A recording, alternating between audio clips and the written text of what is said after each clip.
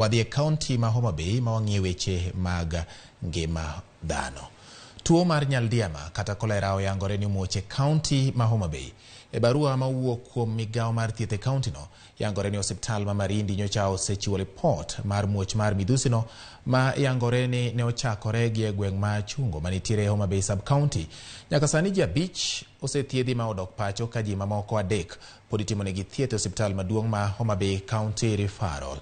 Tend kaonti ma Homa Bay oyango ni oseketo kenge mag geng'o landruok mar Nyaldiema ka okenge oriwo koda ka chwalo milome ne osiptende duto mag sub county, keto akicha kweth makedo gi weche ma apoya kendo luwo ndach kuonde ma ichich ni tuo ni omuochie. Jopiny bende imedo jiw kendo imedo mi milome mar ritruok. Kaluwore gi muoch mar tuo no, jopiny koro jiw mondo mi ochop e kuonde thieth kapo ni gin kod ranyisi mar Nyaldiema ma oriwo oko maduong' e yor diep kata ng'ok ma asasa.